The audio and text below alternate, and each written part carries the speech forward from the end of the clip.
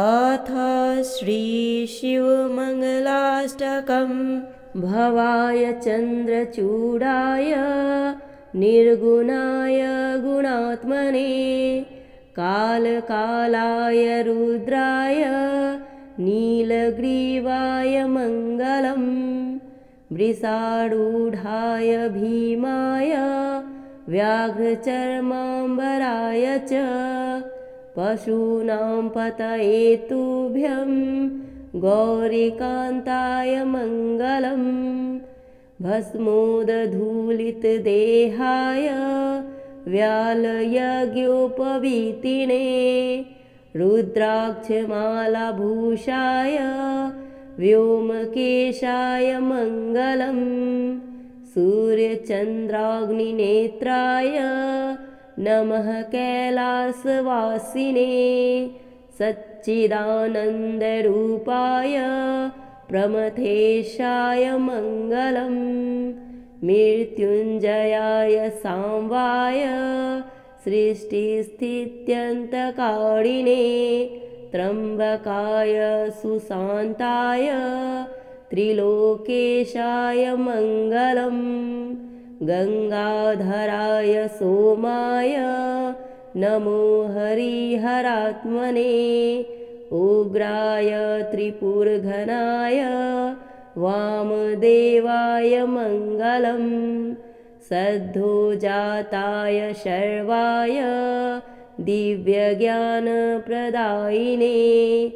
ईशानाय नमस्तुभ्यं पञ्चवक्त्राय मङ्गलम् सदाशिवस्वरूपाय नमस्तपुरुषाय च अघोराय च घोराय महादेवाय मङ्गलम् मङ्गलाष्टकमेतद्वै सम्भोर्यः कीर्तयेद्दिने तस्य मृत्युभयं नास्ति रोगपीडाभयं तथा भवाय चन्द्रचूडाय निर्गुणाय गुणात्मने कालकालाय रुद्राय नीलग्रीवाय मङ्गलम् वृषारूढाय भीमाय व्याघ्रचर्माम्बराय च पशूनां पतये तुभ्यं गौरीकान्ताय मङ्गलम् भस्मोदधूलितदेहाय व्यालयज्ञोपवीतिने रुद्राक्षमालाभूषाय व्योमकेशाय मङ्गलम् सूर्यचन्द्राग्निनेत्राय नमः कैलासवासिने सच्चिदानन्दरूपाय प्रमथेशाय मङ्गलम् मृत्युञ्जयाय सांवाय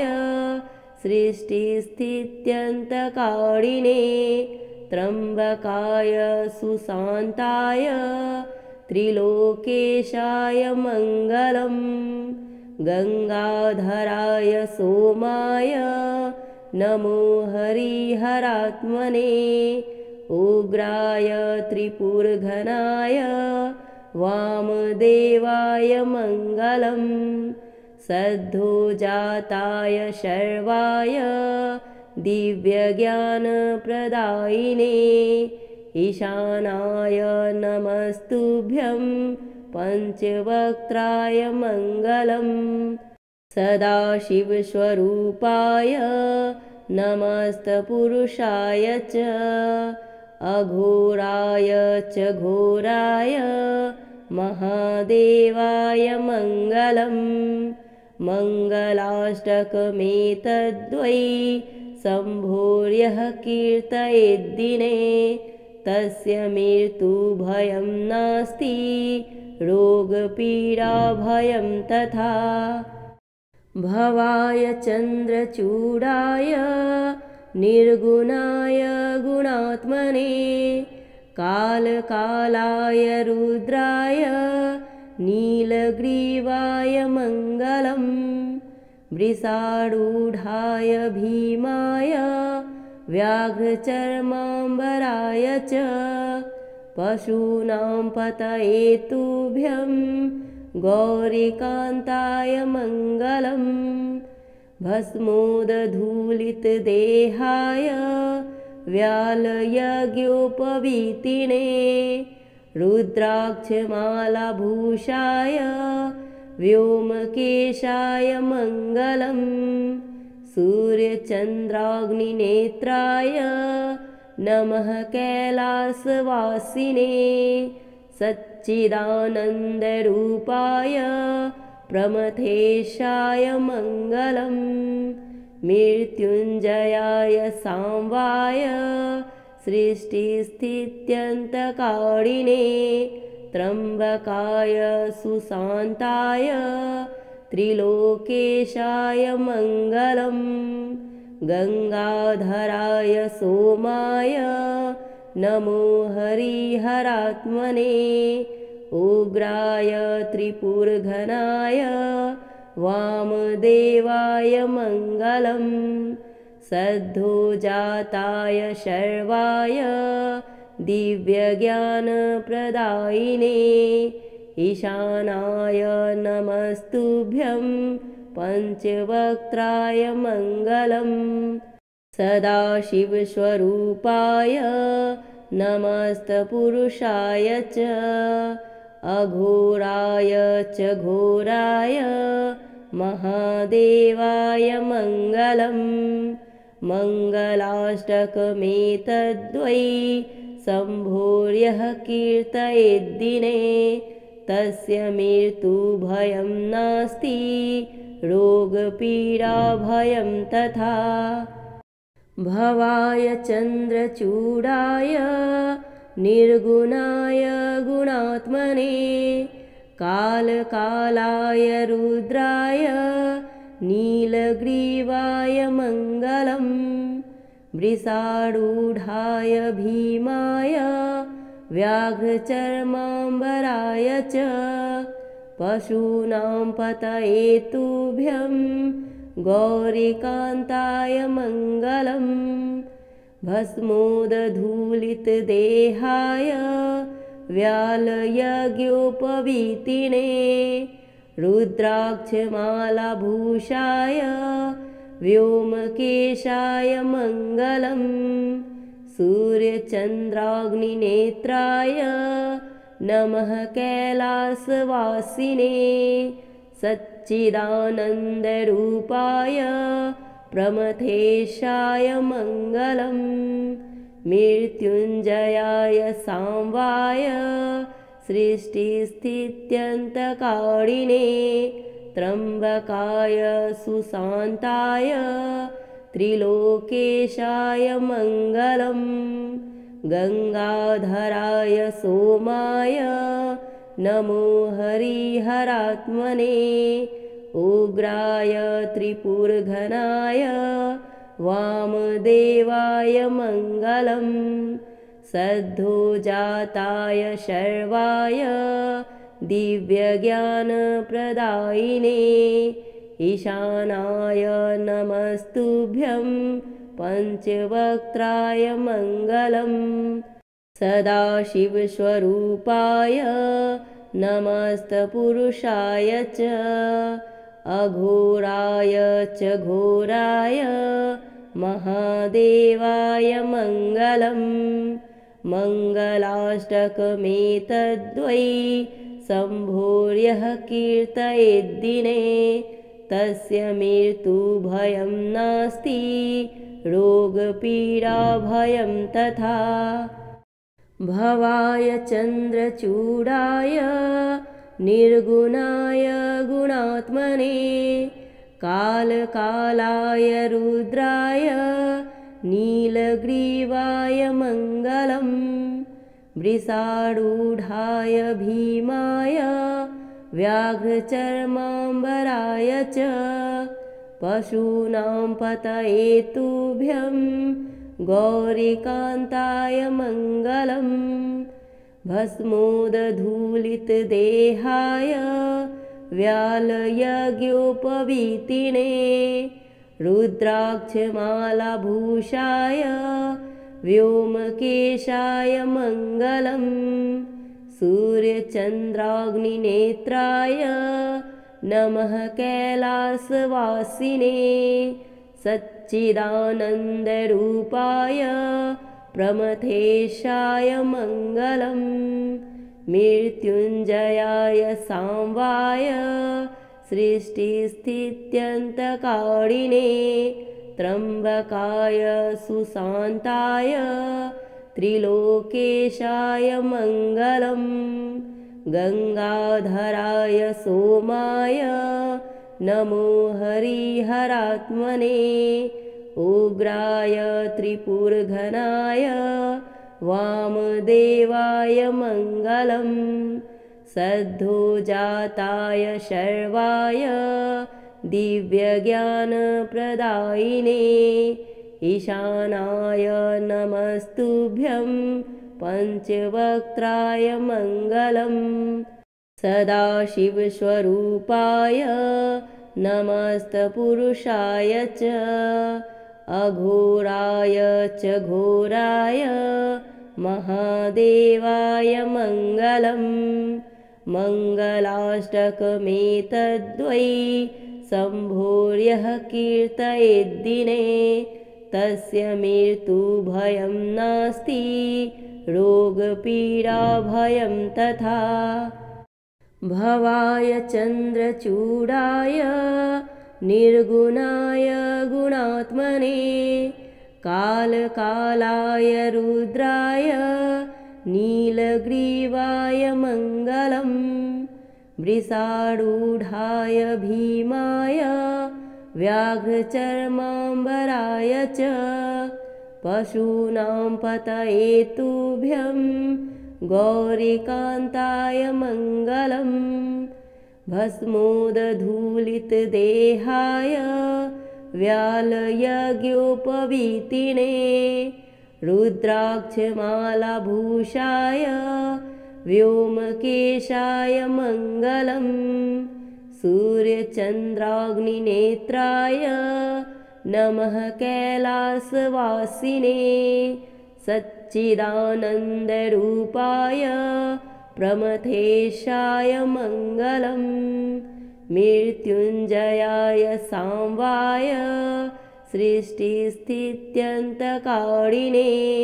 त्र्यम्बकाय सुशान्ताय त्रिलोकेशाय मङ्गलम् गङ्गाधराय सोमाय नमो हरिहरात्मने उग्राय त्रिपुरघनाय वामदेवाय मङ्गलम् सद्धोजाताय शर्वाय दिव्यज्ञानप्रदायिने ईशानाय नमस्तुभ्यं पञ्चवक्त्राय मङ्गलम् सदाशिवस्वरूपाय नमस्तपुरुषाय च अघोराय च घोराय महादेवाय मङ्गलम् मङ्गलाष्टकमेतद्वै सम्भोर्यः कीर्तयेद्दिने तस्य मृत्युभयं नास्ति रोगपीडाभयं तथा भवाय चन्द्रचूडाय निर्गुणाय गुणात्मने कालकालाय रुद्राय नीलग्रीवाय मङ्गलम् वृषारूढाय भीमाय व्याघ्रचर्माम्बराय च पशूनां पतये तुभ्यं गौरीकान्ताय मङ्गलम् भस्मोदधूलितदेहाय व्यालयज्ञोपवीतिने रुद्राक्षमालाभूषाय व्योमकेशाय मङ्गलम् सूर्यचन्द्राग्निनेत्राय नमः कैलासवासिने सच्चिदानन्दरूपाय प्रमथेशाय मङ्गलम् मृत्युञ्जयाय सांवाय सृष्टिस्थित्यन्तकारिणे त्र्यम्बकाय सुशान्ताय त्रिलोकेशाय मङ्गलम् गङ्गाधराय सोमाय नमो हरिहरात्मने उग्राय त्रिपुरघनाय वामदेवाय मङ्गलम् सद्धोजाताय शर्वाय दिव्यज्ञानप्रदायिने ईशानाय नमस्तुभ्यं पञ्चवक्त्राय मङ्गलम् सदाशिवस्वरूपाय नमस्तपुरुषाय च अघोराय च घोराय महादेवाय मङ्गलम् मङ्गलाष्टकमेतद्वै सम्भोर्यः कीर्तयेद्दिने तस्य मृत्युभयं नास्ति रोगपीडाभयं तथा भवाय चन्द्रचूडाय निर्गुणाय गुणात्मने कालकालाय रुद्राय नीलग्रीवाय मङ्गलम् वृषारूढाय भीमाय व्याघ्रचर्माम्बराय च पशूनां पतये तुभ्यं गौरीकान्ताय मङ्गलम् भस्मोदधूलितदेहाय व्यालयज्ञोपवीतिने रुद्राक्षमालाभूषाय व्योमकेशाय मङ्गलम् सूर्यचन्द्राग्निनेत्राय नमः कैलासवासिने सच्चिदानन्दरूपाय प्रमथेशाय मङ्गलम् मृत्युञ्जयाय सांवाय सृष्टिस्थित्यन्तकारिणे त्र्यम्बकाय सुशान्ताय त्रिलोकेशाय मङ्गलम् गङ्गाधराय सोमाय नमो हरिहरात्मने उग्राय त्रिपुरघनाय वामदेवाय मङ्गलम् सद्धोजाताय शर्वाय दिव्यज्ञानप्रदायिने ईशानाय नमस्तुभ्यं पञ्चवक्त्राय मङ्गलम् सदाशिवस्वरूपाय नमस्तपुरुषाय च अघोराय च घोराय महादेवाय मङ्गलम् मङ्गलाष्टकमेतद्वै सम्भोर्यः कीर्तयेद्दिने तस्य मृत्युभयं नास्ति रोगपीडाभयं तथा भवाय चन्द्रचूडाय निर्गुणाय गुणात्मने कालकालाय रुद्राय नीलग्रीवाय मङ्गलम् वृषारूढाय भीमाय व्याघ्रचर्माम्बराय च पशूनां पतये तुभ्यं गौरीकान्ताय मङ्गलम् भस्मोदधूलितदेहाय व्यालयज्ञोपवीतिने रुद्राक्षमालाभूषाय व्योमकेशाय मङ्गलम् सूर्यचन्द्राग्निनेत्राय नमः कैलासवासिने सच्चिदानन्दरूपाय प्रमथेशाय मङ्गलम् मृत्युञ्जयाय सांवाय सृष्टिस्थित्यन्तकारिणे त्र्यम्बकाय सुशान्ताय त्रिलोकेशाय मङ्गलम् गङ्गाधराय सोमाय नमो हरिहरात्मने उग्राय त्रिपुरघनाय वामदेवाय मङ्गलम् सद्धोजाताय शर्वाय दिव्यज्ञानप्रदायिने ईशानाय नमस्तुभ्यं पञ्चवक्त्राय मङ्गलम् सदाशिवस्वरूपाय नमस्तपुरुषाय च अघोराय च घोराय महादेवाय मङ्गलम् मङ्गलाष्टकमेतद्वै सम्भोर्यः कीर्तयेद्दिने तस्य मृत्युभयं नास्ति रोगपीडाभयं तथा भवाय चन्द्रचूडाय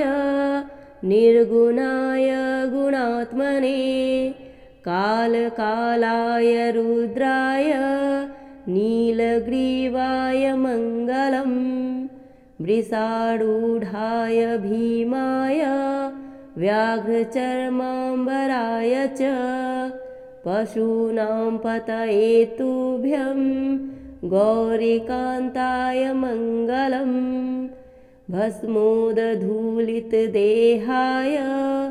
व्यालयज्ञोपवीतिने रुद्राक्षमालाभूषाय व्योमकेशाय मङ्गलम् सूर्यचन्द्राग्निनेत्राय नमः कैलासवासिने सच्चिदानन्दरूपाय प्रमथेशाय मङ्गलम् मृत्युञ्जयाय सांवाय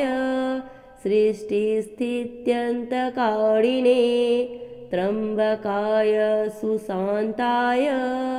त्रिलोकेशाय मङ्गलम् गङ्गाधराय सोमाय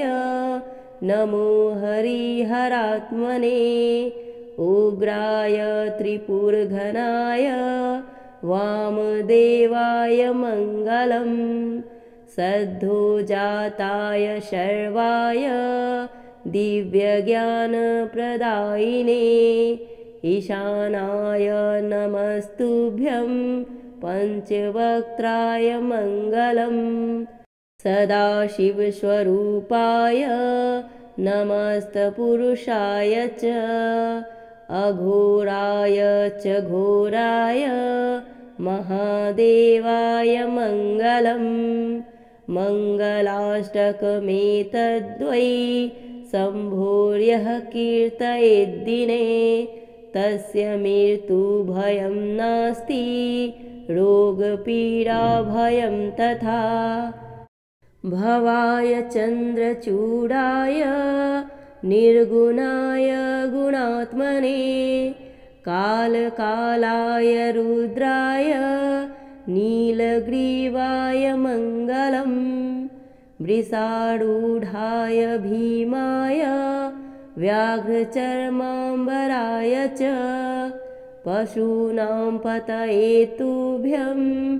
गौरीकान्ताय मङ्गलम् भस्मोदधूलितदेहाय व्यालयज्ञोपवीतिने रुद्राक्षमालाभूषाय व्योमकेशाय मङ्गलम् सूर्यचन्द्राग्निनेत्राय नमः कैलासवासिने सच्चिदानन्दरूपाय प्रमथेशाय मङ्गलम् मृत्युञ्जयाय सांवाय सृष्टिस्थित्यन्तकारिणे त्र्यम्बकाय सुशान्ताय त्रिलोकेशाय मङ्गलम् गङ्गाधराय सोमाय नमो हरिहरात्मने उग्राय त्रिपुरघनाय वामदेवाय मङ्गलम् सद्योजाताय शर्वाय दिव्यज्ञानप्रदायिने ईशानाय नमस्तुभ्यं पञ्चवक्त्राय मङ्गलम् सदाशिवस्वरूपाय नमस्तपुरुषाय च अघोराय च घोराय महादेवाय मङ्गलम् मङ्गलाष्टकमेतद्वै सम्भोर्यः कीर्तयेद्दिने तस्य मृत्युभयं नास्ति रोगपीडाभयं तथा।